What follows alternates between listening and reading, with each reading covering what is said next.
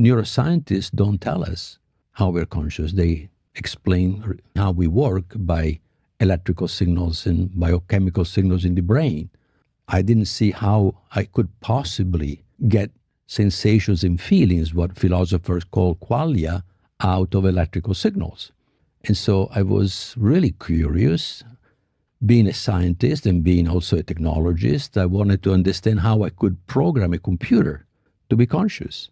And the more I thought, the more impossible it was, because there is nothing in physics that tells you how to convert electrical signals or bits in a computer into sensations and feelings. So the core was, what are sensations and feelings, which is how we experience life.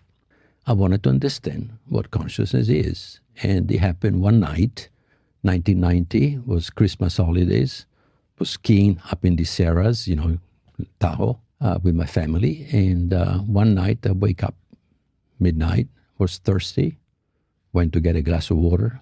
And all of a sudden, out of my chest, this beam of energy, white scintillating light, is love. But is a love that it was 10,000 times, 50,000 times stronger than anything that I've ever experienced, is coming from me. And my consciousness is in this rush of energy. And is love, joy, and peace. Peace, I've never had felt that peace. I was always trying to get somewhere. I was never happy where I was.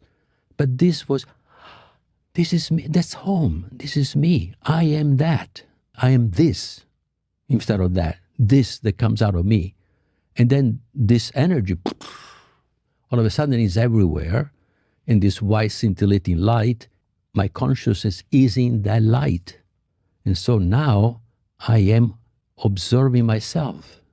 So I'm the observer of myself. This energy, this love was there. This joy and this peace was there as well. And then a thought forms. Wow, a thought. But I already got what the thought was trying to say. The thought was, oh, this stuff is what everything is made of. But these are symbols. What before that thought, there was the understanding. And then that was the end of it. My body was vibrating, like the cells of my body resonating with what was going on. So body, mind, emotions, and the connection with everything was all in this holistic experience.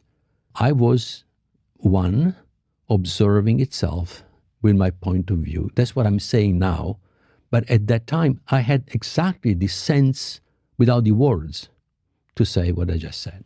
So that explanation you just gave is incredible. So from that moment forward, what were the coming years and decades? What did that look like for you as you started to change? At that point, I wanted then to connect what I knew about physics into a theory that would connect the interiority and the exteriority.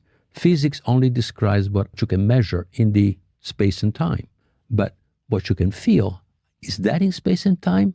Cannot possibly be in space and time. So where is it? Consciousness, how? By experiencing myself. That's the only way that you know consciousness. You don't read it. Books don't tell you what consciousness is. And so that was the journey where I dedicated myself 100%. I decided that's it. That's what I want to do for the rest of my life. Unite physics and spirituality.